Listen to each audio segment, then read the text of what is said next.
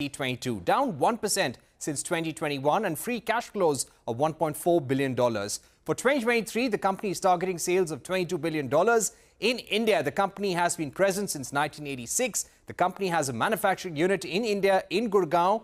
How important will the India market be for the 108-year-old American company? The Indian government has launched a PLI scheme for the air conditioning sector with incentives worth 6,238 crore rupees. The aim is to increase domestic manufacturing of air conditioners. India also brings a big opportunity as only 8% of homes have air conditioners, and according to reports, this number could go up to 40% by 2038. Joining us to talk about Carrier's bet on India is Carrier's global CEO and Chairman, David Gitlin. David, thank you very much for joining us here on CNBC TV18. Let me begin by asking you about the growth that you're expecting in 2023. You've already issued an outlook saying that you expect sales to the tune of $22.4 billion this year. How much of that growth is going to come from India compared to other geographies?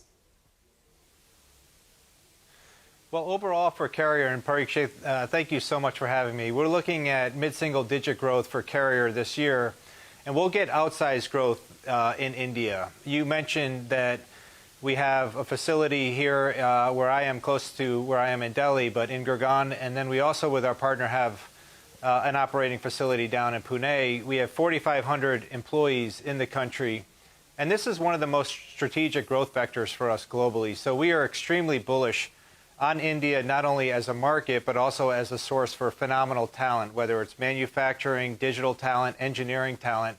So we are coming in extremely aggressively into India. We've been here, as you said, with manufacturing going back to 1986, but we believe India is at an inflection point. So we are extremely excited about not only manufacturing talent, but building our workforce here significantly. Right.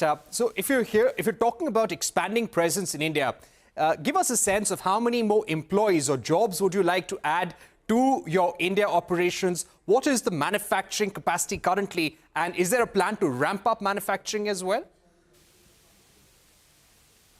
There is. Today we do not only a certain technology called variable refrigerant flow and light commercial manufacturing and even residential, but in some of the higher end we do what's called screw compressors. For kind of mid to high end facilities, we're adding centrifugal compressor technology here in the March-April timeframe.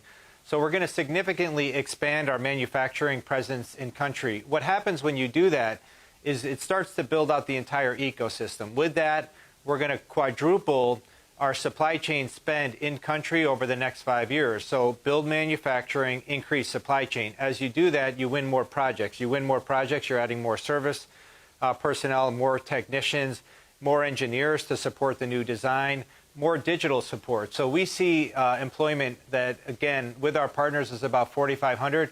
We see that increasing a couple thousand over the coming years. How much are you likely to invest in the India market, in your manufacturing and R&D setup here in India over the next 5 years, if I were to ask you? About $800 million. If you look at our investment over the last decade, it's been a little over $1 billion in India. When we look out over these next 5 years, we're going to invest another about $800 million in country.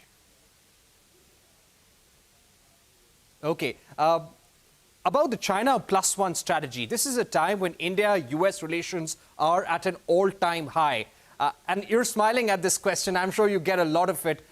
This is a time when many American companies are being encouraged to move out of China or go and set up in countries which are friendly to the United States. How do you see India in that strategy? Do you see moving some parts of your manufacturing supply chain from China into India? Well, we see growing India, period. You know, whether it's from any country globally, we see an enormous opportunity to significantly increase our investments in India. And I think when you step back and look at the supply chain challenges that most of us have had over the last 24 months, what we've realized is that we have to avoid any single point of failure. So if there's any country where we have a supplier that could affect our entire operations globally, if that one supplier has an issue, we want to build redundancy into the system. So It's not just a China plus one strategy. It's really a strategy focused on India. We believe this country is at a significant inflection point, and you look at the transition within India over time, agriculture, services, manufacturing, high tech. We believe that if you look at the talent, the infrastructure, and the opportunity in the country, it's significant. And as you said in the lead-in, only about 8% of the residential homes in India today have air conditioning. It's north of 90% in countries like the United States and Japan. So we see growth in air conditioning, both for residential and commercial, growing exponentially. The interesting thing is that as you grow air conditioning exponentially, we have to make sure that we do that in a way that is friendly to the environment, because 40% of carbon emissions come from buildings and 40% of that from HVAC systems. So as the country goes through a hypergrowth in the GDP, as the country goes through hypergrowth in our industry, we have to do it in a technology that is friendly to the environment. And I think that's where Carrier and our brand that we bought last year, we bought Toshiba's business, HVAC business last year, and we're buying the German company Viessmann's HVAC business as well. As you bring those kinds of brands and technologies together for the Indian market, we have to bring technologies that are energy efficient and climate friendly, and that's exactly what we do.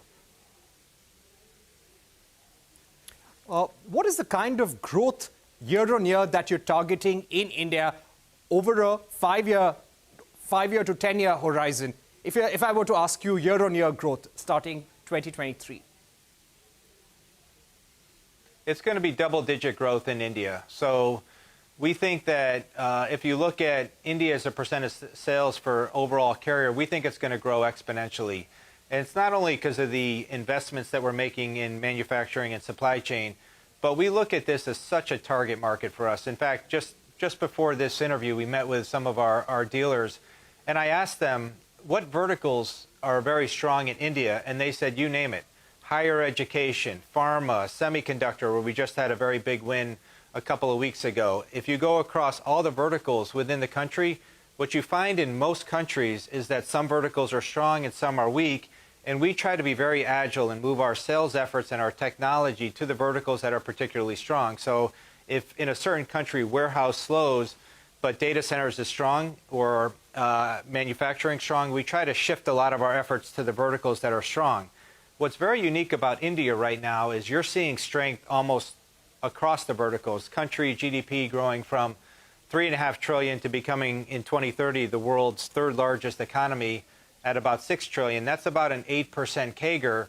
And at Carrier, we've committed to our investors to grow 6 to 8% a year. So we need to be very prevalent throughout India to make sure that we can hit the commitments we've made on the growth side to our investors. You mentioned semiconductors. Are there any specific areas of interest in India for the future?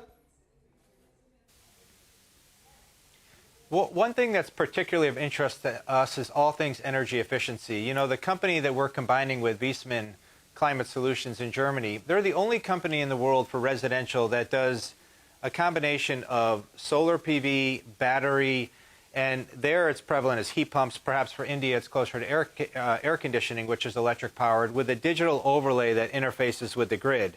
Because the fundamental problem that is going to exist not only in India but globally is that the capacity of the grid to keep up with the demand just won't be there. So we're going to need to work creative load management within homes and within buildings to make sure that we can support the increased electrification trends that are happening globally.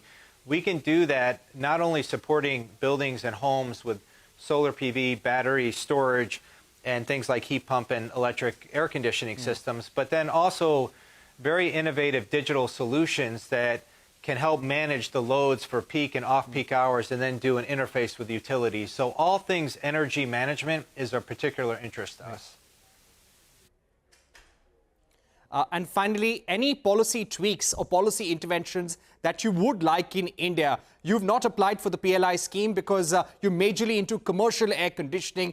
Any specific asks of the government in terms of easing policy regulations?